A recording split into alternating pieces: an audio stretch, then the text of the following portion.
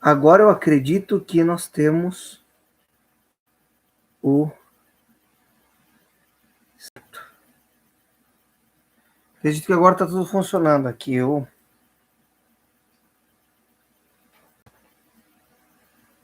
Amém. Estão entrando aqui os irmãos? Eu compartilhando de novo.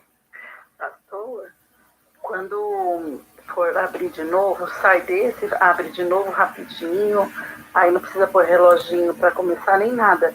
Só coloca lá, esse conteúdo não é para crianças, né? Eu acho que aí já abre o chat. Pronto. Então agora eu já comecei de novo e já estão entrando aqui os irmãos. Temos aqui já alguns participantes. Glória a Deus por isso. Glória a Deus por isso. Graças a Deus. Estamos aqui. Cadê os irmãos? Amém. O Valdenio Lopes Francisco. Me perdoem, irmãos. Quando eu fui abrir aqui, eu configurei meio errado, porque eu ainda não conheço tão profundamente como fazer. Eu fiz tudo certinho, mas eu esqueci de tirar o negocinho que esse conteúdo não é para crianças. Amém? Vou esperar agora, pelo menos aqui uns 3 minutinhos para os irmãos conseguirem reencontrar esse novo chat, esse novo link, né? Porque acho que o antigo link agora ele não. Ou será que ele está sendo direcionado para cá? Vamos ver. Não. Tem que ser um novo. Amém.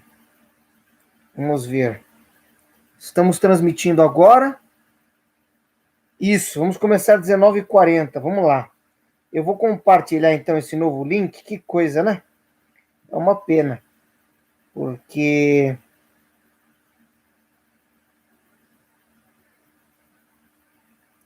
Glória a Deus. Eu vou compartilhar com o pessoal aqui esse novo link.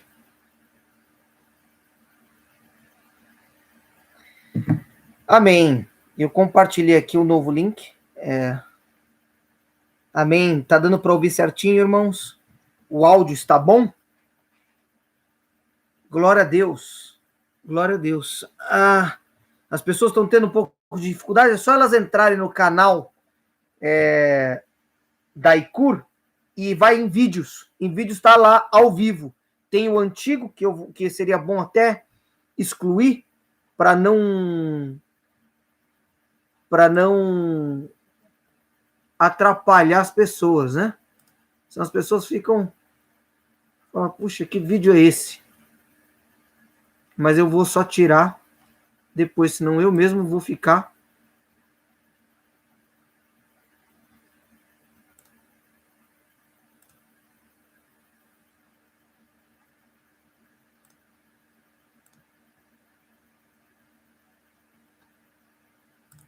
Muito bom. Aqui estão os irmãos. Glória a Deus.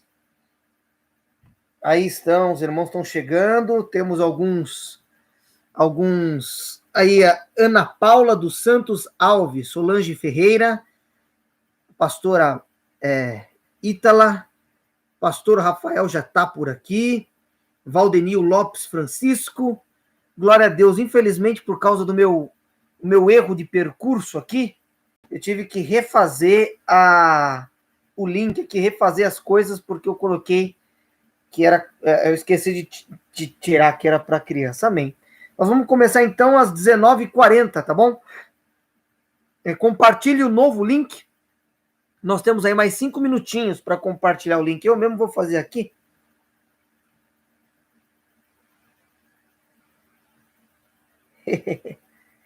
Amém. Glória a Deus.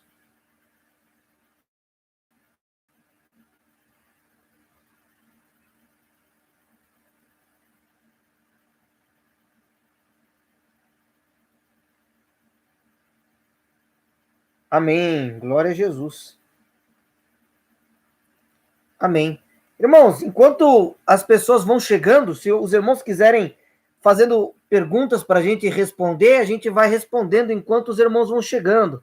Se alguém quiser, esteve meditando muito sobre algum assunto da palavra de Deus e gostaria de deixar sua dúvida aqui nos comentários, agora, eu posso já selecionar alguma coisa e responder alguma coisa que seja rápida, não faz uma pergunta muito cabeluda, enquanto os irmãos vão chegando, né? Que daqui a pouquinho já dá 19h40. Vamos lá. Glória a Deus. Pode ser depois mesmo, né? Você antes pode atropelar um pouquinho.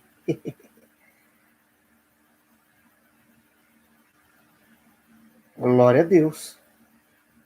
Estamos aqui aguardando, então, da 19h40. 19h40, a gente...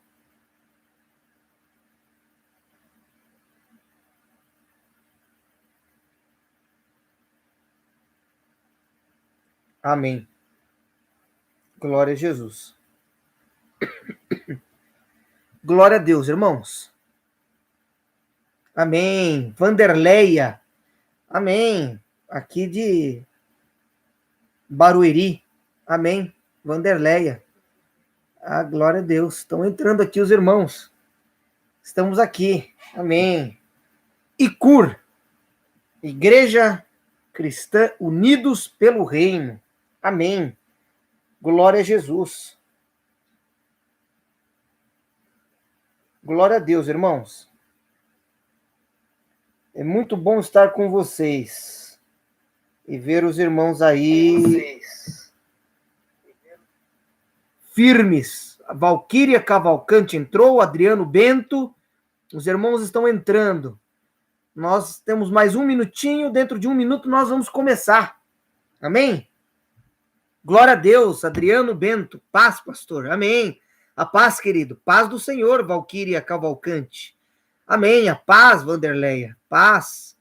A paz, meus queridos e amados, santos em Cristo, justificados em Cristo, perdoados na cruz. Amém, o Ivan Ferreira, a paz, querido, a paz, amém. Glória a Deus pela sua vida, Ivan. Glória a Jesus, já estamos virando aqui 7h40 e eu vou dar início aqui, então, né? Glória a Deus, estão perguntando. Só Deus sabe, Genivaldo Silva, só Deus sabe, vamos ver. Então, queridos, eu vou compartilhar hoje uma mensagem com vocês aí, e eu tenho muito falado sobre a suficiência de Cristo, sabe, irmãos? Estamos vivendo momentos muito diferentes, né, na humanidade. Eu gostaria de começar, tenho visto que alguns irmãos estão chegando aí. Vamos orar agora. Eu gostaria de fazer uma oração. Eu vou fazer uma oração, eu gostaria que você acompanhasse comigo, e nós vamos começar a mensagem de hoje. Já demos os nossos 10 minutos aqui de espera, e vamos orar. Primeira coisa, coloque a sua mão aí no seu coração, feche os seus olhos, pense em Jesus, esvazie a sua cabeça de todas as informações, de todas aquele bombardeamento de informações que nós estamos tendo. Desliga um pouco, desliga a televisão, se a televisão estiver ligada e o computador estiver ligado em outra coisa, desliga um pouco, se desconecta agora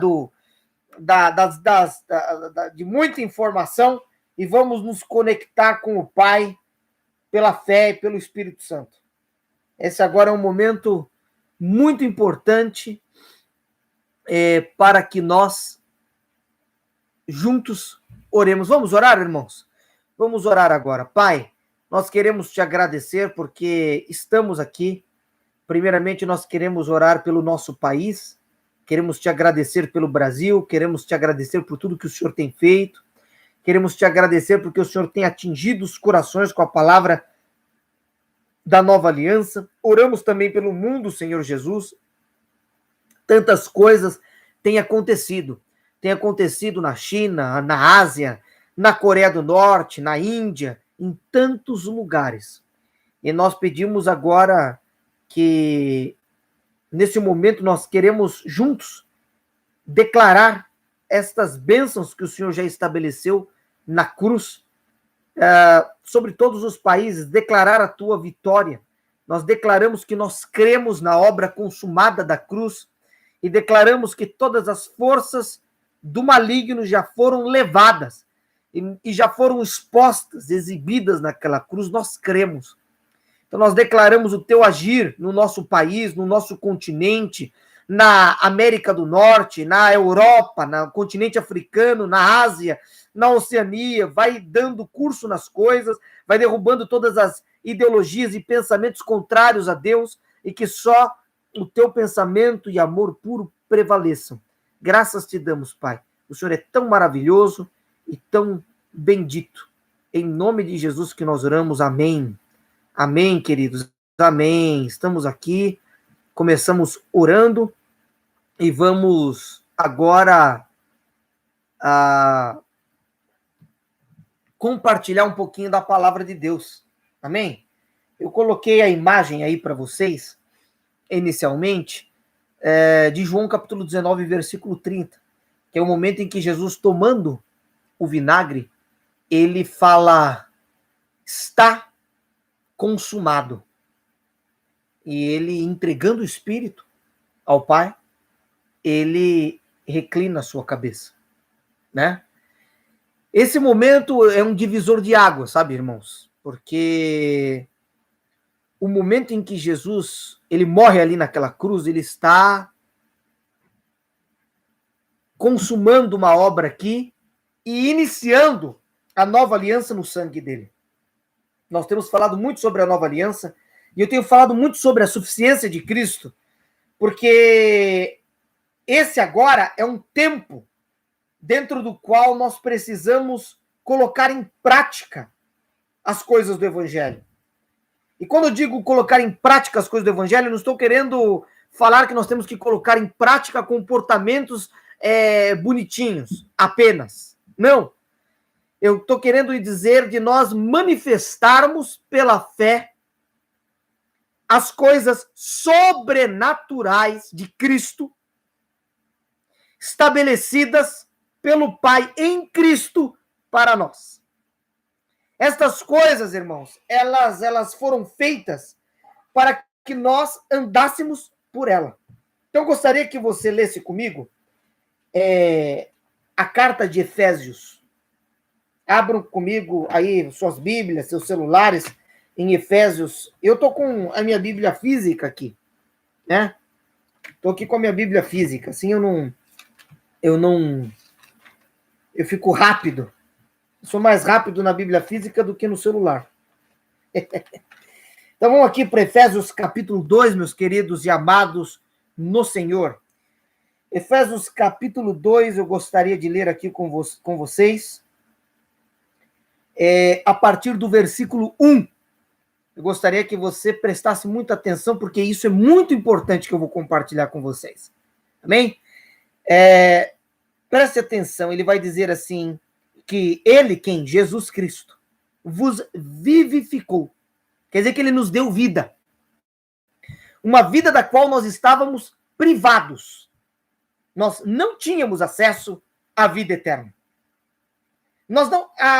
Alguns de nós podem pensar, não, mas Adão, antes do pecado, ele tinha, vamos dizer assim, acesso às coisas maravilhosas. Só que tem um detalhe. Adão era corruptível. A ponto de que ele, num determinado momento, ele se desviou da verdade. Agora você imagina a gente lá no céu, cheios de livre-arbítrio, de repente a gente resolve fazer que nem Adão no jardim. E tomar uma atitude, assim, para o mal. Você percebe que nós estamos comprometendo a eternidade futura? Em Cristo, nós não somos iguais a Adão antes do pecado. Em Cristo, nós somos uma nova criação nunca antes vista, com uma nova vida. Nós somos participantes da natureza divina. Então, você que ainda não se batizou, você que ainda não não entrou para dentro do corpo de Cristo, corra. Intere-se do que é ser uma nova criação. Intere-se do que significa o batismo. Nós não estamos falando de simbolismos, estamos falando de uma realidade dentro da qual nós mergulhamos pela fé. E entre para o único lugar seguro. O único lugar seguro é Cristo. A poupança não é seguro. O ouro e a prata não são seguros. O poder não é seguro. A última notícia que nós temos agora é que provavelmente o Kim Jong-un, o ditador da Coreia do Norte, tenha morrido. Eu tinha orado muito por ele. Eu estava constantemente orando pela Coreia do Norte. E ele era um homem implacável. Ele tinha poder. Ele tinha poderio nuclear. E do dia para a noite, todo esse poder desapareceu, irmãos. Ele estava cercado de mísseis nucleares, ele estava cheio de generais, cheio de armas e armas e armas e armas e armas. E do dia para a noite esse poder acabou, irmãos. Vocês percebem como a nossa vida, como diz Tiago, é um vapor. Ela desaparece muito rápido. O único lugar seguro é dentro de Jesus Cristo. Eu não sei se você quer colocar sua segurança em qualquer coisa fora de Cristo. Nada disso é seguro, irmãos. Nada disso é seguro. Ah, eu quero que meu filho seja médico. Os médicos agora estão pegando aí, muitos médicos morrendo, porque às vezes pegam uma enfermidade da qual eles mesmos ainda não desenvolveram a cura. Já pararam para pensar nisso? O único lugar seguro é Cristo. Então, meus queridos, falando sobre essas coisas com vocês, eu gostaria que este princípio ficasse bem profundo no seu coração. Que o único lugar seguro é dentro de Cristo. Como ser introduzido dentro de Cristo? Vamos ver? Vamos lá para Gálatas. Acompanhe comigo, Gálatas, você volta aí, você que estava em Efésios, se você tiver com a Bíblia física na mão, é só você voltar, que você vai cair aqui em Efésios, em Gálatas, capítulo 3, versículo 26. Ele vai dizer assim: pois todos sois filhos de Deus pela fé em Cristo. Alguém é filho de Deus porque é forte? Não. Alguém é filho de Deus porque passou uma maquiagem bonitinha? É. Não. Alguém é filho de Deus porque passou perfume para ficar cheiroso na live? Também não. Né? Porque é que você é um filho de Deus. Porque você crê. Se você crê, diga amém. Eu creio. Se você crê, não deixe o diabo mentir no seu coração, dizendo, não, você não é filho de Deus. Ou então, se você é filho, então haja fora daquilo que Cristo manifesta. Então, primeiro ponto é você creu. O segundo ponto é, depois que você creu, você foi sepultado, porque você precisava resolver uma questão jurídica legal para destruir o corpo do pecado e sair do corpo do pecado e ser introduzido para dentro do corpo de Cristo. E isso aconteceu através do batismo. Então aqui, em Gálatas 3:27, ele vai dizer, porque todos quanto fostes batizados em Cristo, tá vendo? Para dentro de Cristo. Percebe que quando Jesus estava em carne aqui na terra, era impossível estar dentro dele. Mas depois que ele ressuscita, ele nos toma para ele mesmo e agora nós podemos estar em Cristo, dentro do corpo de Cristo. Isso. Declare. Declare agora. Escreva. Eu sou um filho de Deus. Declare. O diabo tem tentado mentir para os filhos de Deus acerca da identidade deles. O diabo quer colocar todo momento na sua cabeça dúvida. Será que eu sou filho? Então, aqui em Gálatas 3:27, o apóstolo Paulo vai continuar nos dizendo o seguinte: porque todos quanto fostes batizados em Cristo, vos revestistes de Cristo. Agora você está revestido da natureza ressuscitada e glorificada de Jesus. E você foi introduzido para dentro de Cristo, aonde Deus depositou toda sorte de bênçãos espirituais nas regiões celestiais. Então você já é um ser celestial nas regiões celestiais em Cristo. Você já está ressuscitado, você já está com Cristo, você já venceu todas as coisas, por quê? Porque você mergulhou na vitória de Cristo. Pela fé. Não é porque você fez força, é porque você mergulhou naquilo que Ele fez por você. Isso é muito importante. O que é o batismo, pastor? É uma obra que eu faço para eu me justificar? Não! Você está mergulhando para dentro da cruz de Cristo. E ali na cruz de Cristo é onde o corpo do pecado é desfeito. Então você está pela fé mergulhando na obra consumada da cruz. Você está mergulhando na obra de Cristo por você. Então, meus queridos, é tudo que provém dele. Nada provém de nós. Dele, por ele e para ele são todas as coisas. Guarde isso profundamente no seu coração. Agora vamos para o próximo texto que eu gostaria de ler com vocês. Está aqui em 2 Pedro, capítulo 1, no versículo 3. Vou colocar o cabelo aqui para o lado, porque começa a ficar quente. Eu começo a pregar, começo a ficar com calor.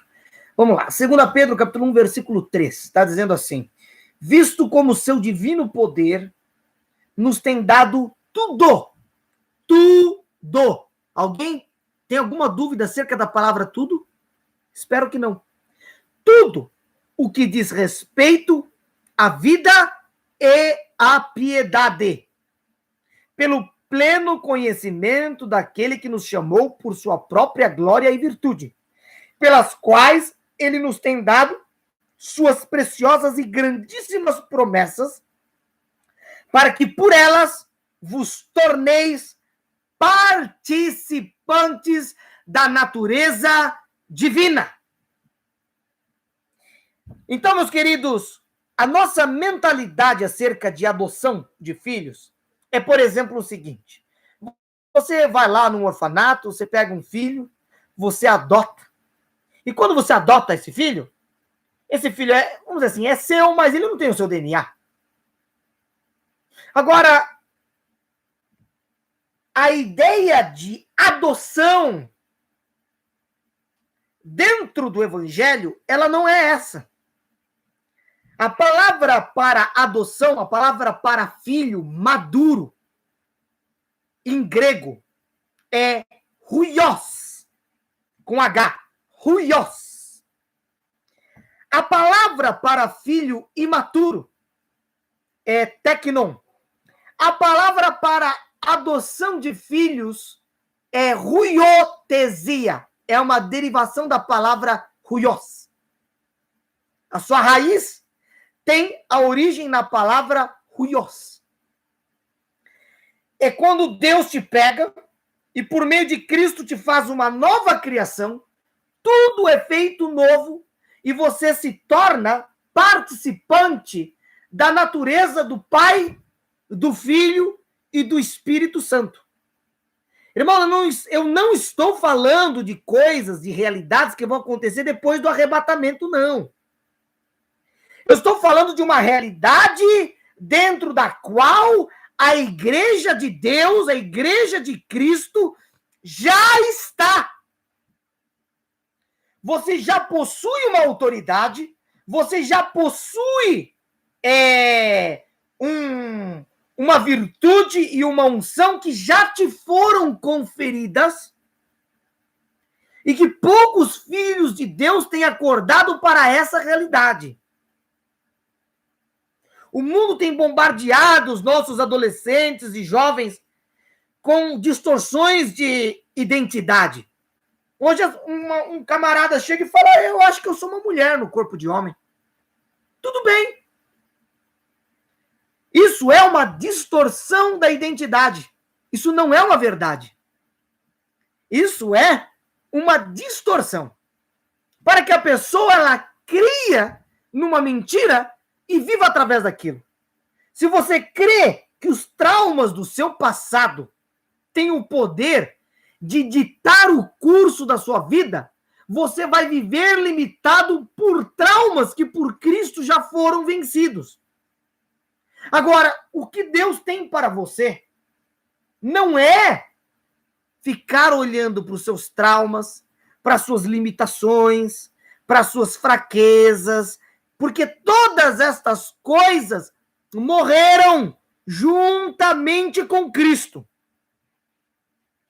Naquela cruz. Estas coisas não têm mais o poder de definir quem você é. E aquilo que você vai manifestar e como você vai andar aqui na Terra. Isso é muito importante, irmãos. Esse texto ele fala que nós somos participantes da natureza divina, havendo escapado da corrupção que pela concupiscência há no mundo. Existe a concupiscência, existe a corrupção no mundo, irmãos.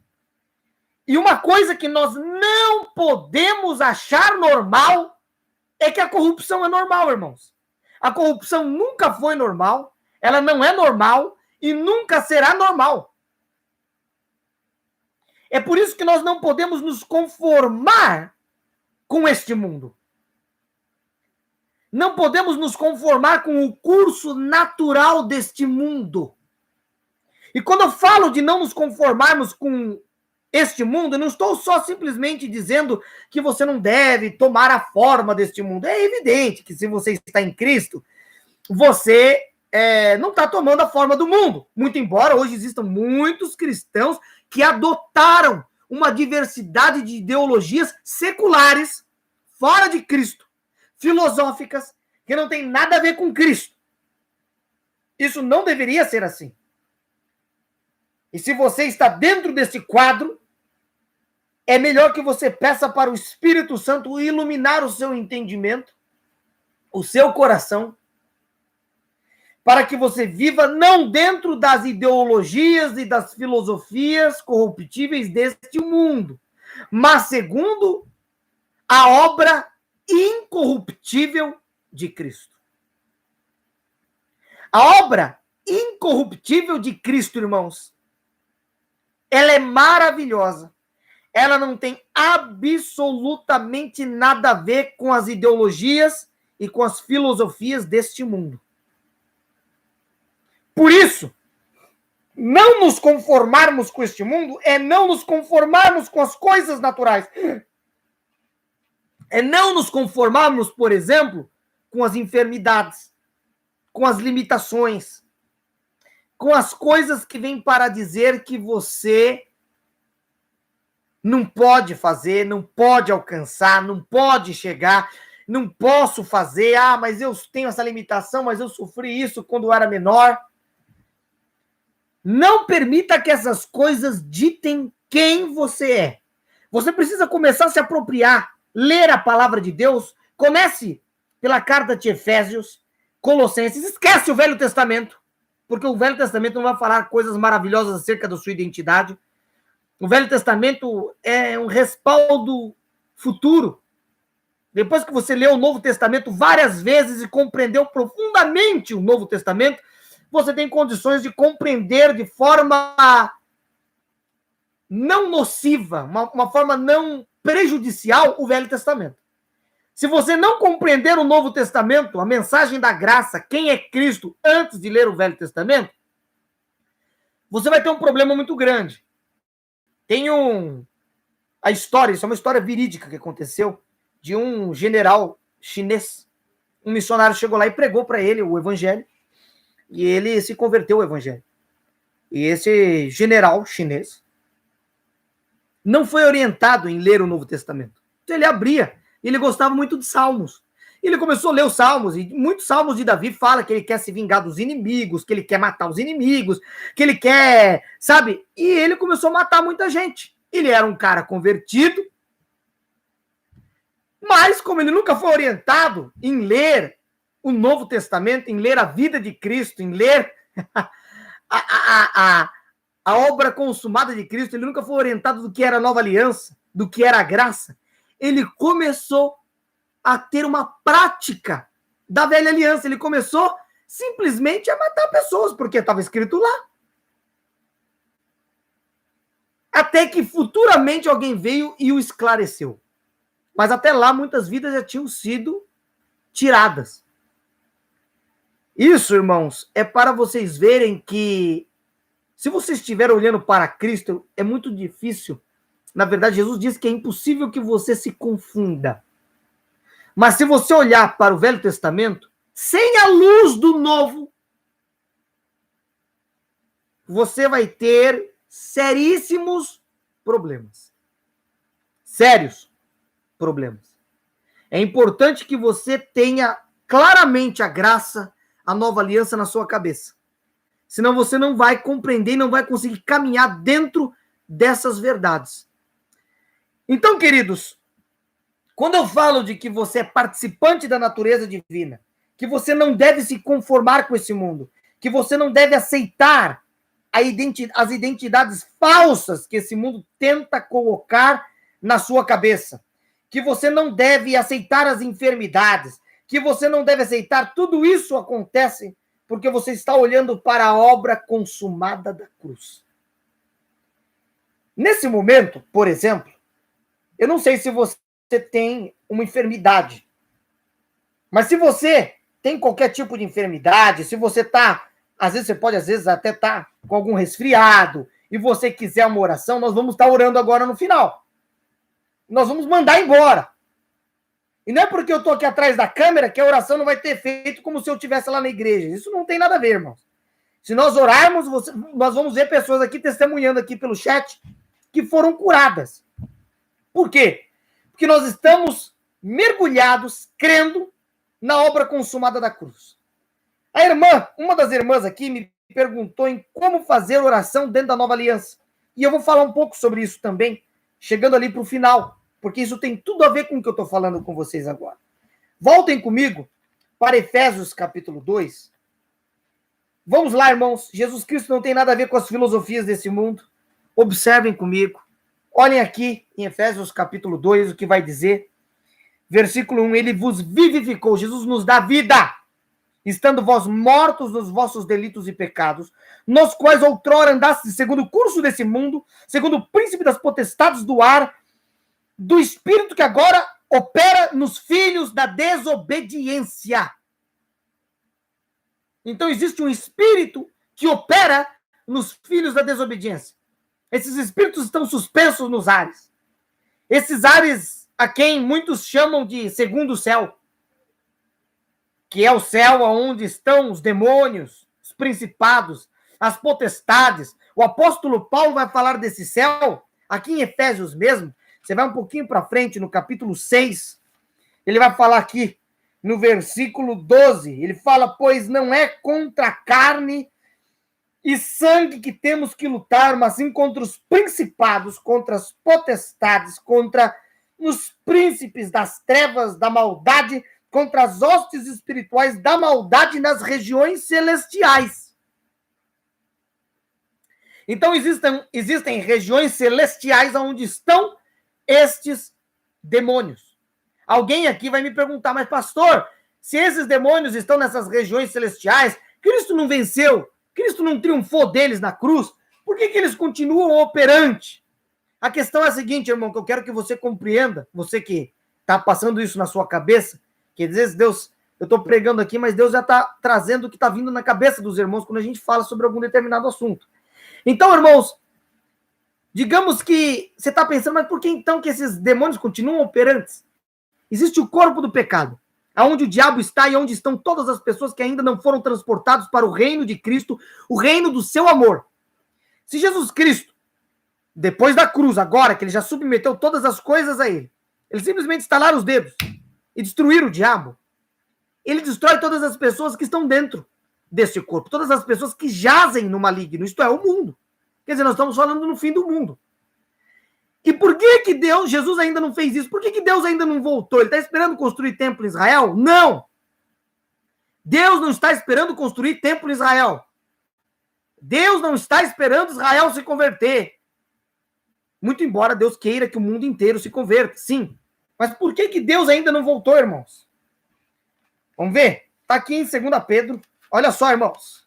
Vai para lá. 2 Pedro, capítulo 3, versículo 8.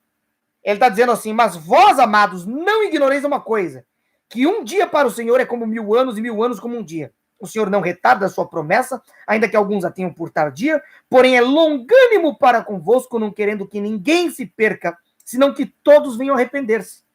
Essa promessa é a promessa do fim, tanto que no versículo 7 ele vai dizer: mas os céus e a terra de agora, pela mesma palavra, têm sido guardados para o fogo, sendo reservados para o dia do juízo da perdição dos homens ímpios, não dos homens salvos. Então, meus queridos e amados no Senhor, você que passou na sua cabeça, então por que existem principados e potestades nas regiões celestiais? Eles ainda estão operantes, mesmo Cristo tendo vencido deles. Lembre-se, Cristo venceu deles e sujeitou, venceu todas as coisas, irmãos. Ele subiu acima de todos os céus e sujeitou. Todas as coisas já estão sujeitas debaixo dos pés de Cristo. Todas. Todas as coisas já estão sujeitas. Aqui em Efésios, capítulo 1, no versículo 16, ele vai dizer assim, o apóstolo Paulo: não cesso de dar graças por vós, lembrando-me de vós nas minhas orações, para que o Deus de nosso Senhor Jesus Cristo, o Pai da glória, vos dê o espírito de sabedoria e de revelação no pleno conhecimento dele, sendo iluminados os olhos do vosso entendimento, para que saibais qual seja a esperança da vossa vocação e quais as riquezas da glória da sua herança nos santos, e qual a suprema grandeza do seu poder para conosco, os que cremos, segundo a operação da força do seu poder, que operou em Cristo, ressuscitando dentre os mortos, fazendo-o sentar-se à direita nos céus, acima de todo o principado, toda potestade, domínio, de todo nome que se nomeia, não só neste século, mas também no vindouro, e sujeitou todas as coisas, versículo 22, debaixo dos seus pés. Já estão sujeitas. Pastor, o que isso significa? Introduzido dentro de Cristo. E se você está em Cristo e Cristo já está acima de todas essas coisas, você, juntamente com Cristo, também está acima de todas essas coisas. Então, olha o que ele diz: sujeitou todas essas coisas debaixo dos seus pés. E para ser cabeça sobre todas as coisas, o deu à igreja. A igreja já está acima de todas essas coisas. Nós já estamos ressuscitados. Nós já estamos nos lugares celestiais. Nós já estamos com Cristo. Você já é o corpo de Cristo. O pecado não tem mais poder sobre a sua vida. As prisões, os vícios, os maus pensamentos, as carnalidades, as obras da carne, elas não têm mais poder sobre a sua vida. A concupiscência dos olhos, a soberba da vida, a concupiscência da carne não tem mais poder sobre a sua vida. Por quê? Porque você fez muita ginástica? Não, porque você creu. E pela fé na obra consumada da cruz, estas coisas não têm mais poder sobre Cristo que ressuscitou e sobre aqueles que estão nele, dentro dele. Olha o que está escrito em Colossenses capítulo 3, versículo 4. Primeira coisa, no versículo 1 ele vai dizer: se, pois, fostes ressuscitados juntamente com Cristo, buscai as coisas que são de cima. Buscai as coisas que são relacionadas com a sua identidade em Cristo, ressuscitado, perfeito, santo, justo, irrepreensível, sem limitações humanas. Pense nisso. Coloque a sua mente nas coisas da nova aliança. Coloque a sua mente nas riquezas da graça. Coloque a sua mente em quem você é em Cristo. Não em quem você é por meio dos traumas e decepções e problemas que você atravessou durante toda a sua vida. Você não tem essa identidade. A sua identidade em Cristo é totalmente ressignificada. É muito importante você compreender quem você é em Cristo. Se você não compreender quem você é em Cristo, você vai começar a aceitar coisas na sua vida que Cristo já venceu, que não fazem parte da sua natureza. Eu vou te dar um exemplo. Eu, do jeito que eu estou aqui, ó, sem Jesus, vocês acreditam que eu sou mais poderoso que o exército dos Estados Unidos inteiro? Não. Eu não sou nem capaz de chegar a muitos quilômetros que eles já vão me detectar, sei lá, por radar, por satélite, eu não sei. Mas, olha só, digamos que eu, sem Cristo, sem nada, convencer na cabeça de todos os soldados americanos que eu sou mais poderoso do que todos eles juntos. Eu convenço todos os soldados, todos eles, e eles acreditam nessa mentira. Quando eu começar a me aproximar, eles não vão ousar o poder de fogo deles contra mim. Porque eles sabem que eu sou mais poderoso do que ele. Não porque eu verdadeiramente seja, mas porque eu fiz eles acreditarem nesta mentira. O diabo é um inimigo derrotado. E ele só tem uma arma a favor dele, a mentira. Então ele quer que você acredite em mentiras, para que através dessas mentiras ele exerça um poder ilegal, porque Cristo já comprou você com o sangue dele, sobre a sua vida, e te escravize em coisas pelas quais Cristo já morreu e já venceu. Percebe qual que é o preço da ignorância, irmãos? Perceba qual que é o preço de uma pessoa que não conhece a sua identidade. Às vezes você pode ter lido o Velho Testamento 10 vezes e você nunca soube qual era a sua identidade em Cristo. Sabe no que isso te levou? A lugar nenhum. É por isso, irmãos, que eu estou falando para vocês o quão importante é esse conhecimento. Se você não fala da suficiência de Cristo para uma pessoa, irmãos, você pode falar muito sobre a Bíblia sem pregar o Evangelho. Eu vi muito burburinho, porque tiveram algumas pessoas que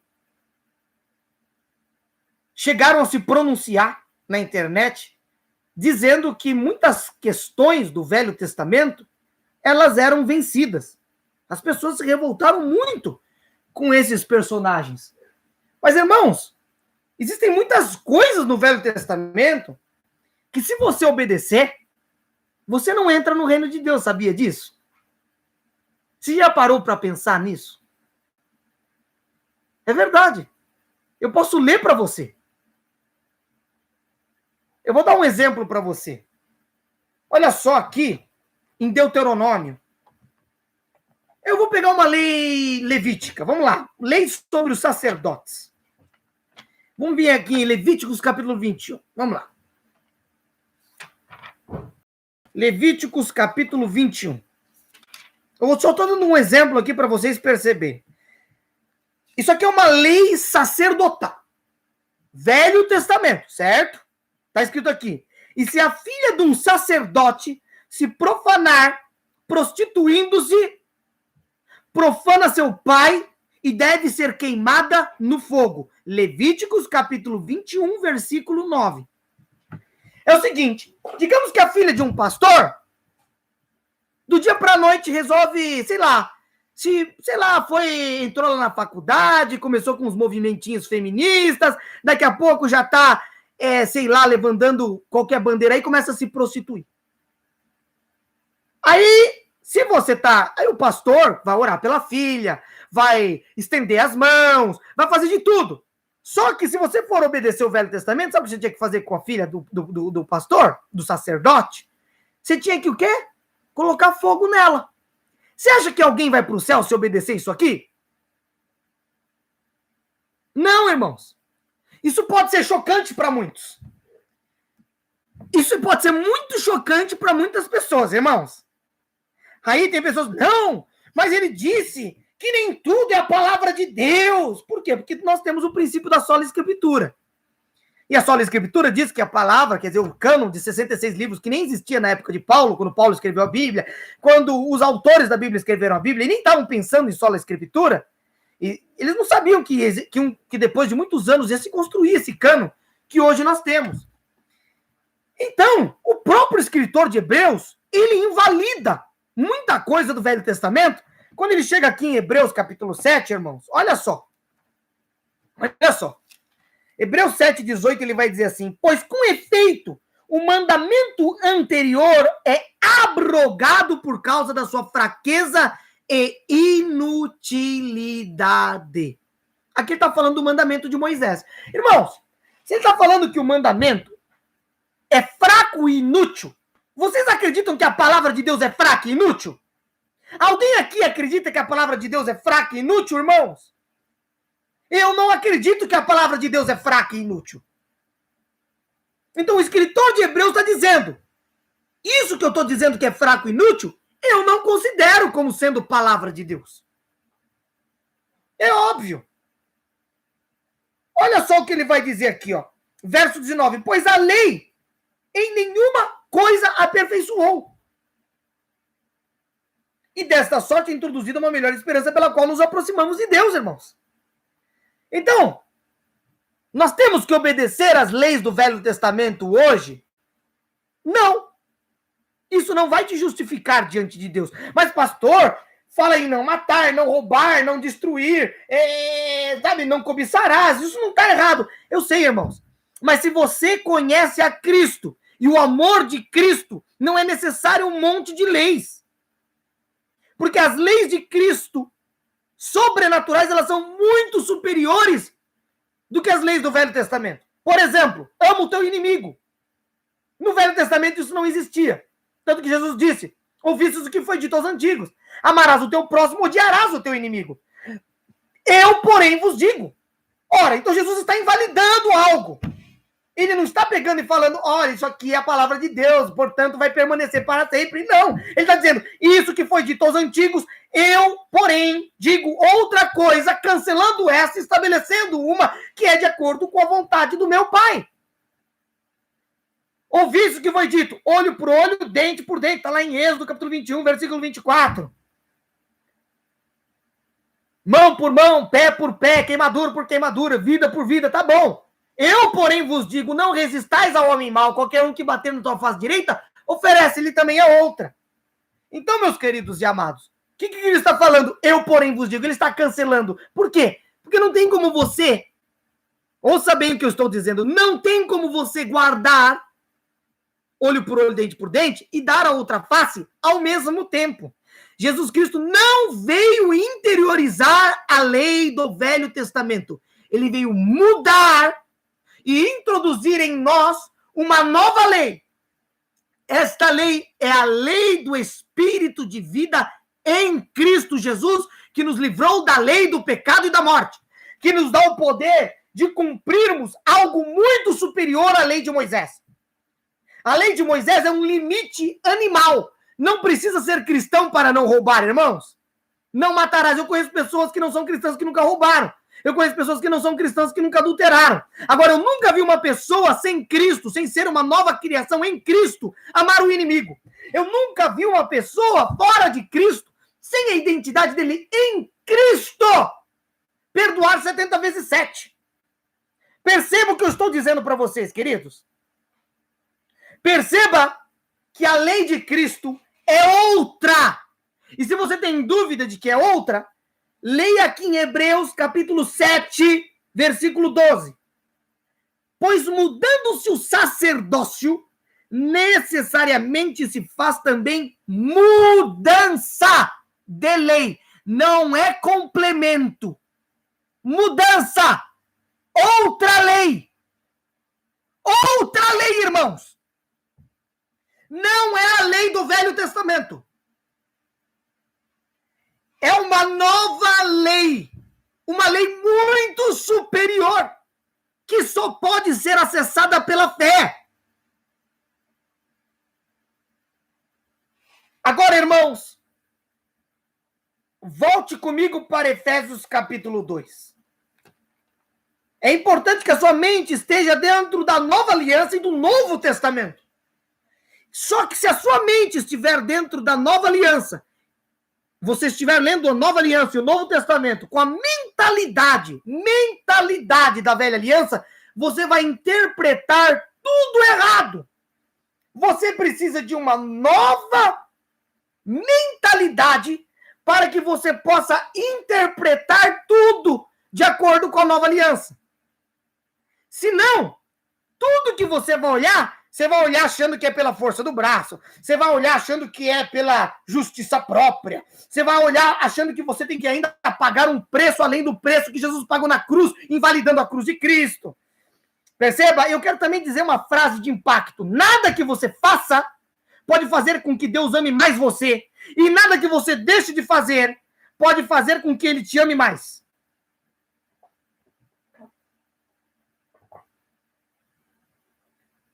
Isso é importante que você entenda. Não é porque você faz que Deus te ama. É porque Ele é bom. E quando você começar a se relacionar com Ele, você vai começar pela fé a se comunicar com essa vida espiritual. E isso vai gerar uma transformação em você. E Deus não vai aproveitar nada, nem da sua boa educação, nem da sua má educação. Por isso que Jesus disse que nos é necessário nascer de novo. Nascer de novo. Temos que nascer de novo, porque Deus não aproveita nada. Sabe o que é nada, irmãos? Nada da velha criatura. Ah, mas eu aprendi assim, pastor. Pode jogar no lixo. Agora, olha só. Efésios capítulo 2, versículo 3. Ele fala sobre os filhos da desobediência no versículo 2. No versículo 3 ele fala, entre os quais todos nós também antes andávamos. Todos nós, irmãos. Quando nós nascemos, nós não nascemos espírito. Nós nascemos carne. Mas quando nós cremos, e quando nós nascemos de Deus, a todos quantos o receberam, deu-lhes o poder de serem feitos filhos de Deus, aos quais creem no seu nome, que não nasceram do sangue, nem da vontade da carne, nem da vontade do varão, mas de Deus. Então, o que acontece, irmãos? Olha só, todos nós antes andávamos no quê? Nos desejos da nossa carne, fazendo a vontade da carne e dos pensamentos. Eu faço o que dá na telha. Eu faço o que me agrada.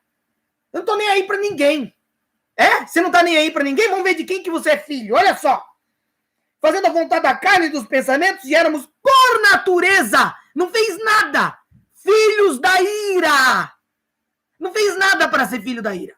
Nasceu e começou a fazer o que dá na telha e seguir os instintos normais. Por quê? Porque nós nascemos dentro do corpo do pecado e, pela fé, somos introduzidos para dentro do corpo de Cristo. Somos transportados para o reino do seu Filho, do seu amor. Se você está como eu poderia dizer? Se você está se conformando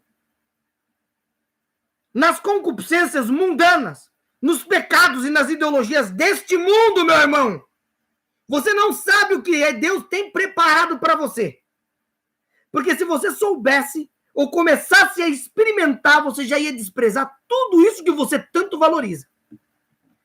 Olha só o que ele vai dizer aqui. Nós éramos, por natureza, filhos da ira como os demais. Verso 4 de Efésios 2, 4. Mas Deus, sendo rico em misericórdia, pelo muito amor com que nos amou, estando nós ainda mortos em nossos delitos e pecados, nos vivificou juntamente com Cristo, porque pela graça nós somos salvos. E nos ressuscitou com Ele, e nos fez assentar com Ele nas regiões celestiais em Cristo. Note a palavra em Cristo. Você foi ressuscitado e introduzido nas regiões celestiais em Cristo, dentro do corpo ressuscitado, incorruptível, glorificado de Cristo. Olha só. Verso 7, para mostrar nos séculos vindouros a suprema riqueza da sua graça, pela sua bondade para conosco em Cristo. Pela graça sois salvos por meio da fé, isto não vem de vós, é dom de Deus. Não vem das obras para que ninguém se glorie, porque somos feitura sua, criados em Cristo. Em Cristo você é criado novamente, é uma nova criação. Para as boas obras, as quais Deus antes preparou para que nelas andássemos. Que obras são essas? Quando Cristo morre na cruz, ele consuma todas as obras e promessas que ele tanto verbalizou durante seus 33 anos e que ele mesmo praticou. E ele, ao subir e ascender com o Pai nos céus, ele consuma uma obra lá no céu, que vai além, porque ali no céu ele se torna um, em todos os sentidos, com o Pai. E isso ele nos dá agora gratuitamente. E nos faz participantes de todas essas coisas, irmãos. E agora nós, pela fé, entramos e caminhamos em cima das obras. Lembre-se, tudo o que Jesus Cristo estabeleceu, dentro do qual nós podemos andar, só pode ser acessado pela fé. Só pode ser vivido pela fé. Nada do que Cristo fez, nada do que Cristo estabeleceu no mundo espiritual pode ser movimentado pela força do nosso braço. Só pode ser movimentado pela fé. Por isso que o escritor de Hebreus, em Hebreus capítulo 11, versículo 6, ele vai dizer: sem fé é impossível agradar a Deus. Sem fé é impossível agradar a Deus. Aí você vai me perguntar, como perguntou a irmã, mas pastor, você me disse, uma vez que nós estamos em Cristo, possuímos todas as bênçãos, todas as coisas já nos foram dadas pelo Pai, nós não precisamos muitas vezes ficar pedindo por coisas que Ele já nos deu. Como orar na nova aliança? Número 1, eu quero que você entenda que a palavra dita, ela tem um propósito. Qual o primeiro propósito da palavra? A gente volta para Gênesis capítulo 1. E no princípio criou Deus os céus e a terra era sem forma vazia, e havia trevas sobre a face do abismo, e o Espírito de Deus parava sobre a face das águas. Aí, e disse Deus, haja luz, e houve luz. O primeiro princípio e motivo pelo qual a palavra se manifestou na Bíblia foi para criar. A palavra tem um poder criativo. Por quê? Se você está em Cristo, você é uma nova criação, você é o corpo de Cristo, você é a justiça de Deus em Cristo Jesus, conforme está lá em 2 Coríntios 5, 21. Quando você abre a sua boca e você fala algo, conhecendo a sua identidade nele, conhecendo aquilo que já te foi dado, e você declara isso, isso sai com o poder de criar no mundo físico e espiritual aquela realidade. Agora, quando nós não conhecemos a identidade de Cristo, nem do Pai, nós podemos orar errado sim. Por quê? Jesus disse que todas as coisas me são dadas e eu tenho tudo em Cristo. Então agora eu vou querer namorar com aquela menininha. Ou então, eu vou querer namorar com aquele menininho, digamos que é uma menina falando em relação ao menino. Aí ela começa a orar, Deus, me dá ele, o Senhor está escrito na palavra. Irmão, você está tentando fazer Deus manipular uma pessoa para que o seu ego seja atendido. Isso é satânico, isso é maligno, isso é manipulação. Ah, mas pastor, então não devo ficar orando? Não, você deve orar assim, Deus, o Senhor tem o ministério matrimonial para mim? Então eu quero que o Senhor traga alguém para a minha vida que seja de Deus. Eu quero que o Senhor manifeste e traga e manifeste na minha vida o teu propósito por meio do matrimônio. E não ficar tentando usar a Deus para manipular as pessoas. Isso é macumbaria, irmãos. Ou para manipular as pessoas para fazerem a nossa vontade. Se você for orar, ore com as motivações corretas no seu coração. Declare, chame a existência. Deus, o Senhor ama estas vidas. E eu quero vê-las transformadas para que um dia elas habitem nos céus conosco. E nós declaramos e chamamos a existência uma realidade diferente nessas vidas. Está entendendo? Agora, por que às vezes a gente ora, não acontece, às vezes a gente ora? Por quê? Porque muitas vezes nós estamos falando coisas que o nosso coração não crê. Então, a oração da nova aliança é quando você declara algo, mas o que você está declarando, na verdade, você está declarando para convencer o seu próprio coração incrédulo. E uma vez que o seu coração está convencido daquilo que a sua boca confessa, um milagre acontece. Jesus fala que a boca fala do que o coração está cheio. Mas quando o seu coração não está crendo naquilo que a sua boca professa, mas você está começando a professar e declarar e dar graças por aquilo, você está fazendo uma operação reversa. E você está fazendo com que o seu coração passe a crer naquilo que a sua boca confessa. Por isso, irmãos, tome cuidado com aquilo que você fala. Não abra a sua boca para falar palavras torpes. Não abra a sua boca para amaldiçoar. Não abra a sua boca para xingar. Não abra a sua boca para desejar o mal a ninguém. Por quê? Porque as nossas palavras, se o seu coração crê naquilo, o inimigo vai usar aquela palavra de um coração empedernido, muitas vezes ligados com as trevas, irmão, para manifestar uma malignidade na terra. Pois é. Mas quando você, crendo na verdade, às vezes você não está crendo, mas você começa a declarar, até uma hora que o seu coração começa a crer, você começa a ler, começa a se enraizar e se fundamentar, se alicerçar nas verdades de Deus e manifestar, o que acontece? Num determinado momento, o seu coração crê e aquilo que você está declarando com as motivações corretas se manifesta. Relacionamos com uma pessoa, nós não simplesmente queremos manipular essa pessoa para que essa pessoa manipule as coisas para nós. Nós estamos nos relacionando com Deus. Nós queremos saber os propósitos dele. Queremos alinhar o nosso coração com o do Pai. E depois chamar a existência e declarar aquilo que ele já nos deu em Cristo para que nós manifestemos a este mundo, sejamos a luz do mundo e que o mundo veja. E através das obras que pela fé nós fazemos em Cristo, o mundo veja e glorifique a Deus, porque nós somos a luz do mundo e o sal da terra. Agora já passo do horário, queridos, e eu gostaria de... acho que eu preciso finalizar aqui. Eu gostaria de terminar e ler um texto para vocês, que está aqui em João, capítulo 14. E antes de eu terminar, eu quero orar por vocês. Vocês que estão aí, vocês vão sentir a cura de Cristo, vocês vão sentir a paz de Cristo e vocês vão sentir libertação. Deus vai libertar pessoas essa noite. É isso mesmo.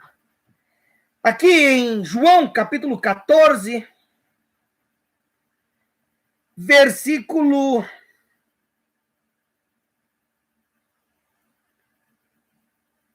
13. Ele disse assim, Jesus: e tudo quanto pedirdes em meu nome, eu o farei, para que o Pai seja glorificado no Filho. Tudo, irmãos. Tudo. Mas, irmãos, quando nós oramos, nós não estamos tentando convencer a Deus de fazer algo. Nós estamos convencendo o nosso coração, nós estamos fazendo uma limpeza no nosso coração, para que sejamos canais das bênçãos celestiais para este mundo. A parábola do semeador, que se encontra em Mateus capítulo 13, irmãos, são 4 tipos de terra. A semente que caiu à beira do caminho foi comida por aves. A semente que caiu no caminho foi comida por aves. À beira do caminho, em lugares pedregosos, veio o sol e ela logo secou, porque não tinha raízes profundas. A que caiu no meio dos espinheiros e a que caiu em boa terra. Estas 4 terras não são 4 pessoas diferentes. Estas 4 terras somos nós. É o nosso coração. O que é o jejum? É um sacrifício para eu mortificar a carne. Não tem como você mortificar aquilo que já está morto, irmão. Você passou pelas águas do batismo e você já está morto. Não, pastor, eu não estou morto, não. Você não acredita que está morto e o diabo te convenceu disso. Por isso que você vive uma vida dúbia. É tudo aqui, irmãos. Olha em Colossenses 3:3. Olha só. Colossenses 3:3. Porque já estáis mortos e a vossa vida está escondida com Cristo em Deus. Já está morto, irmão. Não tem mais como matar mais. Se você... Tudo, irmãos. Lembre-se que a palavra salvação, ela serve para cura, ela serve para provisão, ela serve para salvação literal. Por quê? Lembra-se que tem uma mulher que chega para Jesus e fala: Jesus, me cura, me cura, me cura. Ela insiste tanto que Jesus pega e fala: a tua fé te salvou. Quando ele fala a tua fé te salvou, aquela mulher foi curada. Aquela mulher não é que ela foi salva, ela foi curada. Quer dizer que a palavra salvação ali estava se aplicando ao quê? A cura física. Então, a palavra salvação pode ser aplicada à cura física. Ela pode ser aplicada à salvação, pode ser aplicada à libertação, porque como que a fé funciona? Romanos 10, pelo ouvir da palavra de Deus. Você crê com o coração e fala com a boca para a salvação. Isto é, vamos mudar essa salvação por cura. Vamos mudar essa salvação por provisão. Percebe que não muda, irmãos. Mas, pastor, então eu vou declarando. Você não vai declarando porque você está tentando convencer a Deus.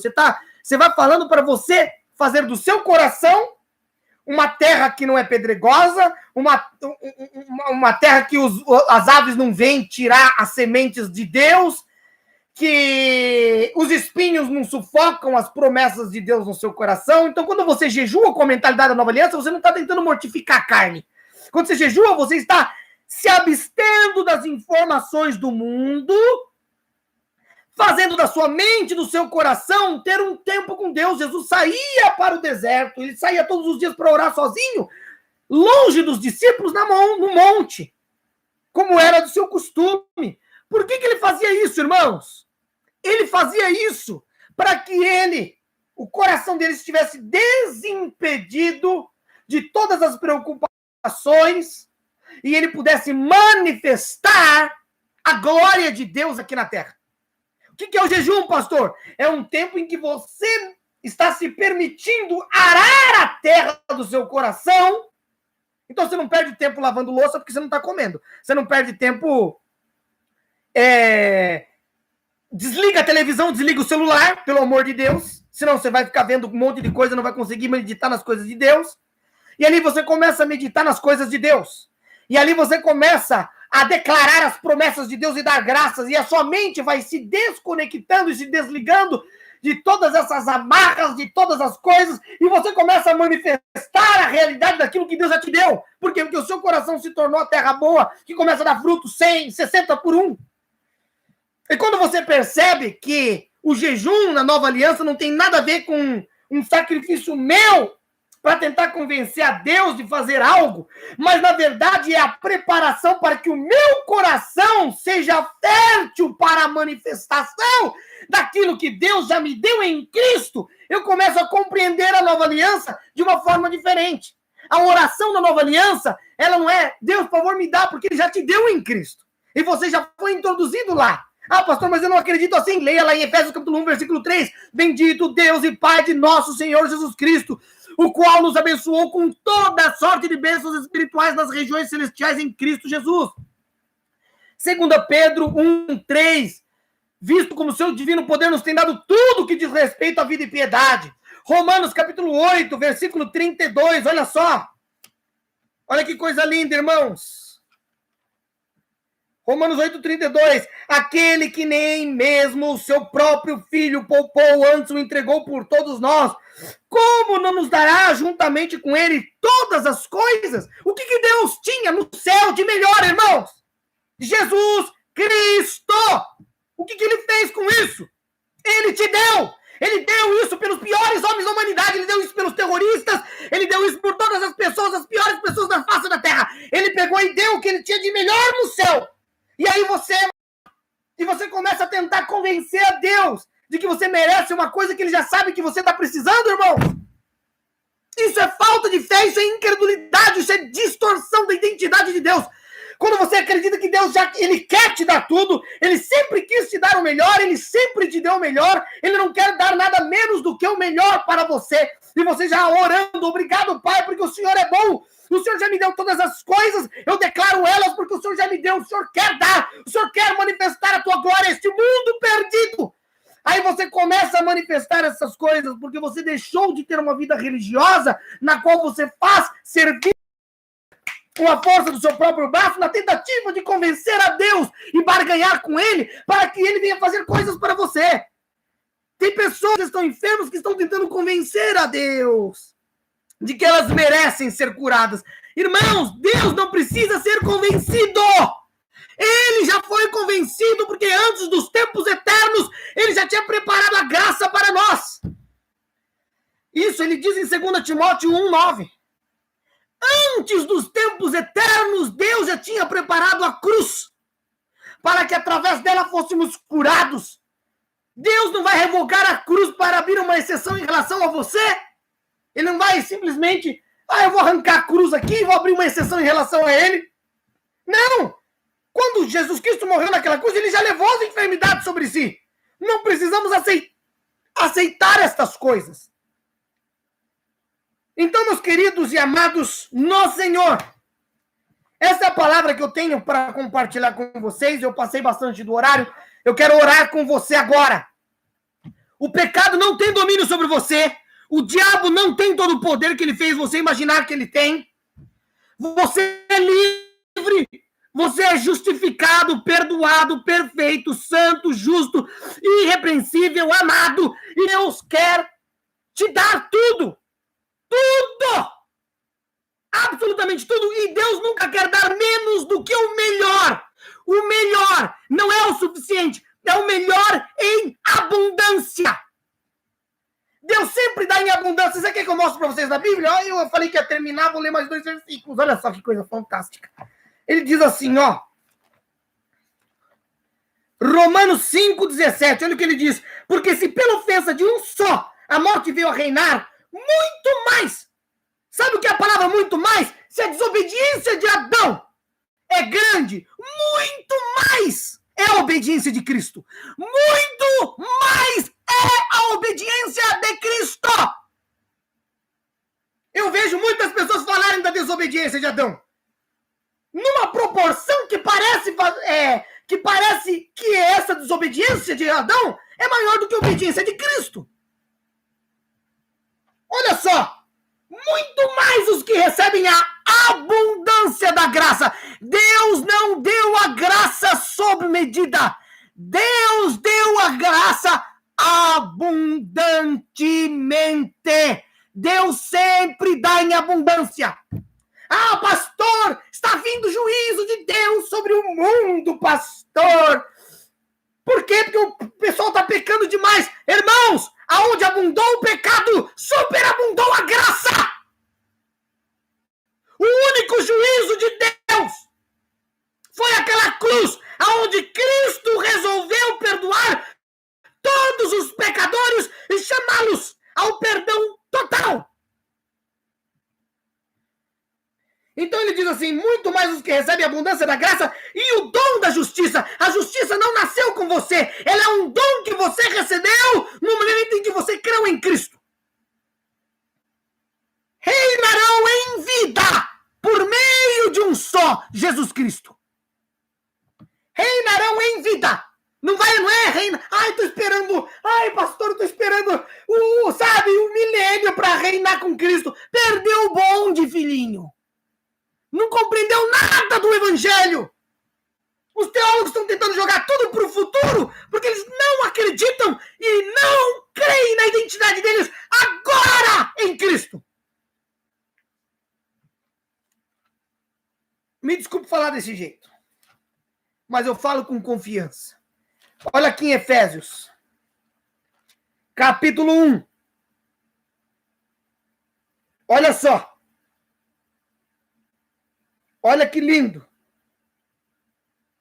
Ele diz assim, Efésios 1, 5. E nos predestinou. Nos predestinou a sermos filhos de adoção por Jesus Cristo para si mesmos, segundo o beneplácito de sua vontade, para o louvor da sua glória, da sua graça, a qual nos deu gratuitamente no amado, em quem temos a redenção pelo sangue, a remissão dos nossos delitos, segundo as riquezas da sua graça. As riquezas da sua graça. Abundante graça. Muito mais. Eu quero que você durma com essas palavras no seu coração. Agora eu quero orar por você e Deus vai tocar agora em você. Eu não sei se você tem pecado de estimação e nessa quarentena não está tendo forças para buscar Deus. Não sei se você está aí acessando coisa que não deve na internet durante essa quarentena, mas eu vou orar por você e Deus e Jesus Cristo já levou todas essas coisas na cruz. Elas não têm o direito legal de permanecer em você. E o diabo também não tem o direito de ficar te acusando, e você também não tem o direito de se acusar e aceitar as acusações do diabo. Entendeu? Agora eu vou orar com você. Graças eu te dou, Pai, pela vida de todos esses irmãos queridos que estão ouvindo esta live. Nós declaramos que esses irmãos são curados. Todas as enfermidades saiam agora e sejam lançadas na cruz de Cristo. Porque Cristo já levou essas enfermidades naquela cruz 2000 anos atrás. E nós declaramos agora, em nome de Jesus Cristo, que todas as prisões, os pecados, as iniquidades e toda a força das trevas sejam arrancadas agora da vida, dos corações, das atitudes e da mente de todas as pessoas que estão assistindo e até mesmo das que não estão assistindo, e seja lançado agora pela fé na obra consumada da cruz. Essas coisas não têm mais o poder de continuarem agindo na mente e nos corações das pessoas. Graças te damos, Pai, porque o Senhor é maravilhoso. O Senhor já curou. Vem com teu poder agora sobre esta vida que está me assistindo agora. Nós declaramos agora, essa enfermidade é curada. Deus já curou. Jesus Cristo já levou sobre si as enfermidades. Não tem mais o direito legal de permanecer. Os pecados saiam. As tentações não têm o direito mais de te atingir. E nem as iniquidades, e nem as escravidões, e nem as prisões, em nome de Jesus. Amém. Irmãos queridos, eu finalizo aqui, mas eu vou abrir aqui para responder uma, duas ou três perguntas. Se for rápido, eu respondo 3. Se for muito demorado, eu respondo uma só. Façam uma pergunta, eu respondo, e depois que eu responder essa pergunta, eu encerro a transmissão. Eu vou esperar aqui alguma pergunta, e se você já está sentindo a cura física no seu corpo, já vai dando seu testemunho aqui nos comentários. E vai declarando, vai concordando.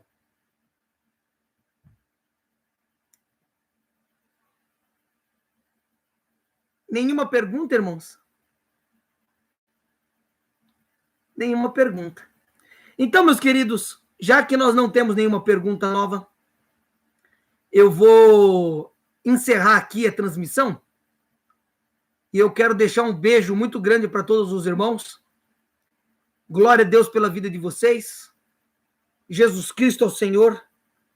Não deixe o inimigo colocar as coisas erradas na sua cabeça.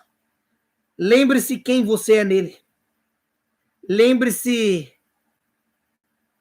que ele é bom. Lembre-se que você não deve mais se permitir a escravidões que já foram por Cristo revogadas. Lembre-se que você é curado nele. Lembre-se que você é a justiça de Deus. Sulamita, estão perguntando onde você está. Dá um pulo aqui. Olha aqui a Sulamita. Uhul! Uhul!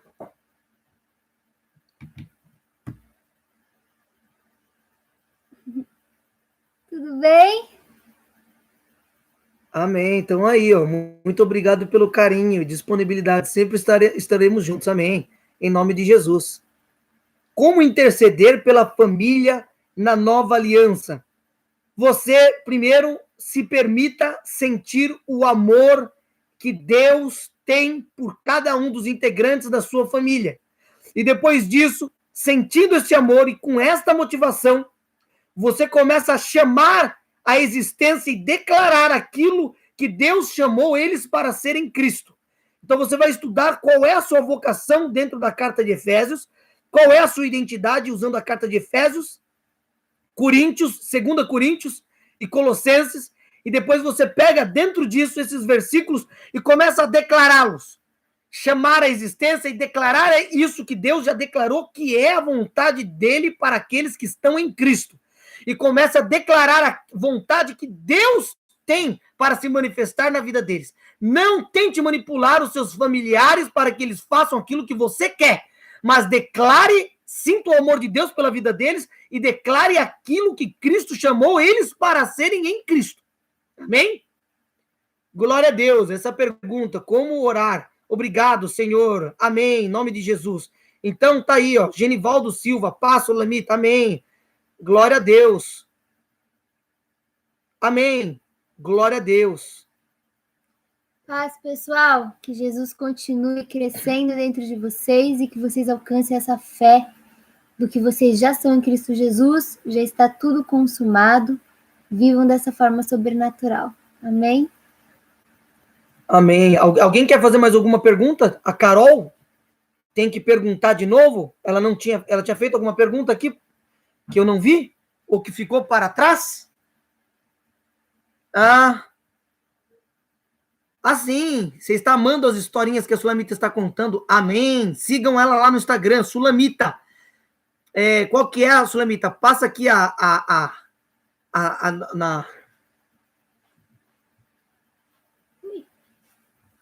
O Instagram de história de crianças é Ministério Vinde Meninos. Então, você procura lá no Instagram Vinde Meninos, que vocês vão achar. A gente vai continuar postando histórias. Hoje mesmo eu vou postar uma história para 4 a 6. E a gente também vai postar orientações para os pais, para os professores, a respeito de cada idade na visão da graça. Espero que contribua aí para vocês. Amém? Amém. Então, a Samara perguntou, nossa identidade é o que somos em Jesus? Sim, desde que você já tenha morrido com ele, sendo introduzido juntamente com ele, conscientemente pelas águas do batismo. Isso com fé no coração. Amém? Aí você tem que estudar qual é a sua identidade. Como saber qual é a minha identidade em Cristo? Estude todos os textos no Novo Testamento, nas cartas paulinas que dizem a palavra em Cristo, nele, dele, por ele. Esses são os fatos de Deus, de coisas que Deus já nos deu em Cristo e que já pertencem à sua identidade. Por exemplo, todas as coisas posso naquele que me fortalece. Somos mais do que vencedores por aquele que nos amou. Então, isso é a sua identidade. Você já é um mais do que vencedor. Por quê? Porque você está nele. Muito bem. Qual a melhor forma de estudar o Novo Testamento? Comece lendo o Evangelho de João ou a carta de Efésios, de Paulo, Efésios, Colossenses. Depois você vai para João e depois você pode seguindo através das cartas paulinas antes. Depois você pode ler o resto. Você pode deixar o Apocalipse de lado e ler as outras cartas várias vezes até você compreender bem o entendimento da graça e da nova aliança. E depois que você compreender tudo, você pode ler o Velho Testamento. Depois que você entender o Velho Testamento, na luz do Novo Testamento, talvez você tenha lucidez para interpretar de forma sadia o Apocalipse. Amém? Qual a melhor forma de estudar o Novo Testamento? Carol perguntou que se a pessoa é nova criação e não é pecando, ela vai sempre perdoada? Foi a Carol que perguntou. Irmã, a questão é a seguinte: as pessoas que são uma nova criação em Cristo e continuam na prática do pecado, tem algo de errado com o que elas creem, não algo de errado com o que elas fazem. Se tem algo de errado com o que eu faço, é porque eu não estou esclarecido acerca das verdades da obra consumada de Cristo. Digamos que eu continuo me sujeitando à escravidão no século XXI. Por exemplo, eu saio daqui hoje e falo, eu quero trabalhar escravo. Por favor, me coloca chicote nas minhas costas. Não tem lógica, porque isso já foi revogado pela maior autoridade. A nossa Constituição não permite mais escravidão. Percebe? Então, se você está se submetendo a algum tipo de escravidão, você precisa compreender melhor a sua identidade em Cristo, o que é ser uma nova criação, e aprender como, pela fé, comandar com que essas montanhas e essas situações que venham contra você sejam lançadas sobre a cruz de Cristo e não venham mais te importunar. Mas, caso você tenha cometido algum erro, tem um texto aqui, está aqui em 1 João, capítulo 2, olha lá. 1 João, capítulo 2, versículo 1. Meus filhinhos, estas coisas vos escrevo para que não pequeis. Não pequeis. Mas se alguém pecar, temos um advogado para com o Pai, Jesus Cristo, o justo. Ele é a propiciação pelos nossos pecados e não somente pelos nossos, mas também pelos de todo mundo. Jesus Cristo, ele é advogado. Ele está advogando em nossa causa. Agora, Romanos capítulo 6, versículo 14, olha lá. Romanos 6, 14, ele vai dizer assim, Romanos 6, 14, pois o pecado não terá domínio sobre vós, porquanto não estáis mais debaixo da lei, mas debaixo da graça. Se você compreender a graça, outro dia eu posso falar só sobre graça, o pecado não vai mais te enlaçar. Romanos 6, 1. Que diremos, pois? Permaneceremos no pecado para que abunde a graça? De modo nenhum. Nós que já morremos para o pecado, como viveremos ainda nele? Romanos, capítulo 6, no versículo 15. Pois que havemos de pecar porque não estamos debaixo da lei, mas debaixo da graça? De modo nenhum. Não sabeis que daquele a quem vos apresentais como servos para lhe obedecer, sois servos deste mesmo, a quem obedeceis, seja do pecado para a morte ou da obediência para a justiça? Muito importante isso aqui, tá bom?